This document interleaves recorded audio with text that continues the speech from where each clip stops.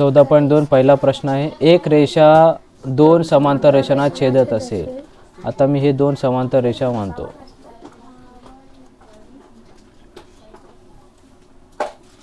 दोन समांतर रेषा आहेत, हे जर छेदत असेल तर पुढीलपैकी कोणते विधान सत्य होईल? व्युत्क्रम कोण पूरक असतात? व्युत्क्रम कोण पूरक असतात का? कशा असतात? एकरूप असतात. सो हे विधान असत्य आहे. संगत कोण पूरक असतात? कशा असतात? एकरूप असतात. हे विधान पण चुकीचं आहे. विरुद्ध कोण पूरक असतात? एकरूप असतात. So option third. काय म्हणतात थर्ड? एकाच बाजूचे अंतर कोण पूरक असतात? एकाच बाजूचे म्हणाले बरं का, हे इकडला लेफ्ट साईडचं आहे, डावी बाजूचं हे दोन पूरक असतात आणि हे दोन पूरक असतात. ओके. सेकंड आहे, सोबतच्या आकृतीत रेषा एल समांतर रेषा एम समांतर रेषा एन. रेषा ए व बी हे छेदिक आहेत. ए व बी काय छेदिक आहेत. तर एक्सची किंमत काढा. तर एक्सची किंमत काढा. या प्रश्नामध्ये 3 समांतर रेषा दिलेत आणि त्यांच्या 2 छेदिका दिलेत. मग इथे एक नवीन कन्सेप्ट होतो तुमचा, 3 समांतर रेषा आणि त्यांच्या जे 2 छेदिका होतात. ओके. सपोज मी या बिंदूला ए, इथं B, C, D, E, F. Okay. असं जेव्हा असते कंपल्सरी कंडिशन काय, 3 समांतर रेषा पाहिजेत. हां, आणि ही त्यांची छेदिका 2. मग असल्या कंडिशनमध्ये हे जे गुणोत्तर आहे सारखं असते. ए सीची लांबी जेवढे, ए सी ए सी म्हणजे काय लांबी आहे ना, ए सीची लांबी, ए सी छेद सी बरोबर बी डी छेद डी एफ. काय अवघड आहे का? ए सी छेद सी बरोबर बी डी छेद डी एफ. इझी आहे ना. मग इथं पण बघा 3 समांतर रेषा आहेत, छेदिका असं छेद आले. मग काय ते हे छेद हे बरोबर हे छेद ए. किंवा तुम्ही असे घेऊ शकता, इकडूनही घेऊ शकता. 8/2 8/2 बरोबर x छेद 1.8 आहे की रे. 1.8 x ची किंमत काढायची तुला. समजलं का? मग x ला x ठेवलंय. ठीक आहे. हे 8/2 ला 8/2 हे 1.8 इथं आल्यावर गुणाकारात येते, भागात इकडे काय राहते x. 2 चौक 8, 18 चौक 72, 1 अंक तर दशांश. x ची किंमत किती आलं? 7.2. So option third. हे जे कॉन्सेप्ट आहे 10वीच्या नाही आता. आता इथे बघा,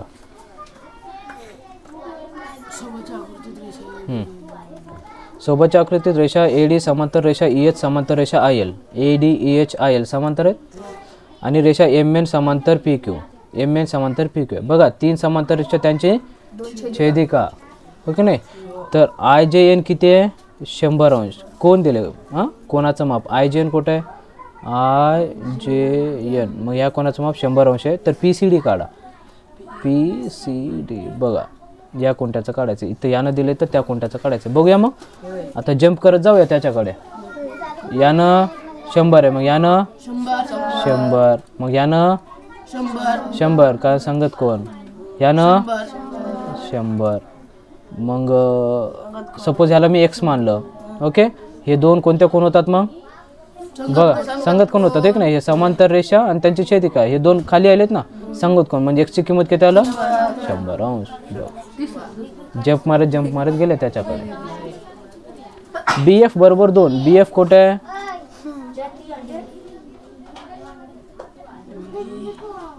आता BF कुठे आहे? 2. हे 2 दिले. FJ कुठे आहे? हे पण 2 दिले. तर CG छेद GK. CG छेद GK तुम्हाला आता सांगितलंय. 3 समांतर रेषा आणि त्यांच्या छेदिकेमुळे हे तयार होतात. हां, मग या मला काय लिहू शकतो? हां, 2/2 बरोबर CG छेद GK. बरोबर आहे ना. मला CG छेद GKचंच किंमत पाहिजे. मग काय करतात? वेग काय येते मग? 1/1.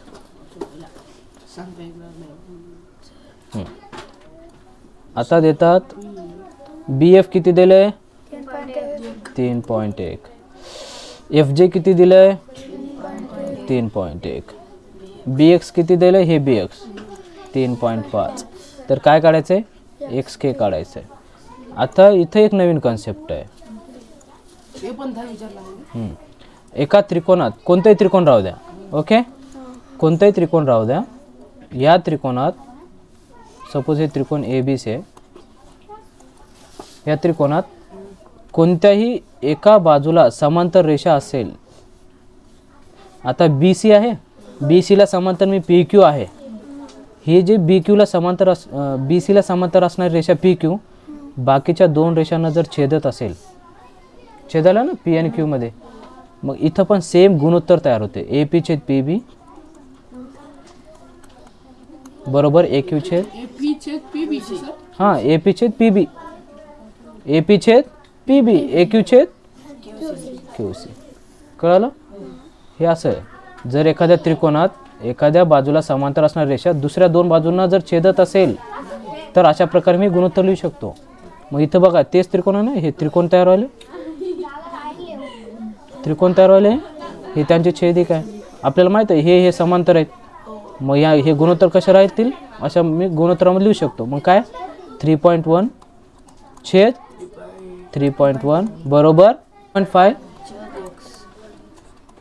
ओके, 3.1 कटले. मग इथं x इथं गुणाकार येते. ते x बरोबर किती येते मग 3.5. Okay, so option 4. आता रेषा EF ही रेषा AB व रेषा CD यांची छेदिका आहे. EF काय, AB व CD यांची छेदिका आहे.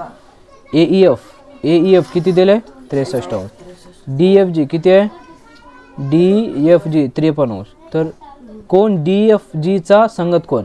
आता हे DFG चा संगत कोण कोणता आहे सांगा मला.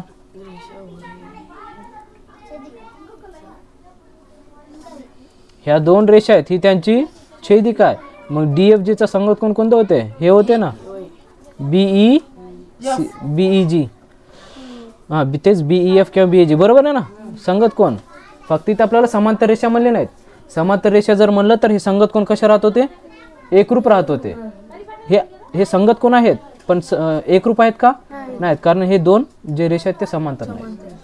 मग हे काय म्हणले DFG चा संगत कोण कोणता आहे मग, कोण BEF. ओके, व कोण AEF चा व्युत्क्रम कोण, AEF हे याचा व्युत्क्रम कोण कोणता होते मग, AEF चा व्युत्क्रम कोण असं तयार होते ना EFD. कोण FD. मग यांच्या मापांची बेरीज, मग ह्या दोन कोणाच्या मापांची बेरीज EFD कुठे होते, कशाचं म्हणलं AEF चं कोणतं आहे EFD बरोबर आहे. हे कोण. ओके, मग ह्या दोन कोणांची आपल्याला काय विचारलंय, बेरीज विचारली. काढता येईल का, काढता येईल. आता हे दोन कोणते कोण होतात, रेषीजोड कोण. हे 63. मग हे किती येते 180 मधून 63 काढा, 117 येते बरोबर आहे की नाही. हे दोन कोणते कोण होतात, नाही रे, रेषी जोडीतील कोणच होतात ना. बघ ना रेषा तयार करायला. हे 53 आहे. हे किती होते, हे हे हे हे हे नाही, हे दोन पॉइंटर बघ ना, हे दोन 180 मधून 53 काढा, 7 इथं 7 127. या दोघांची काय विचारले आपल्याला, बेरीज विचारले. किती ते बेरीज 244 येते का. Okay, so option 4. समजलं. ह्या कोणाचं संगत कोण विचारलेत आणि या कोणाचं व्युत्क्रम कोण विचारलेत, त्यांची बेरीज विचारले. समजलं. सो अशा प्रकारे संपला. लाईक करा, सबस्क्राइब करा, शेअर करा, बेल आयकॉन दाबा.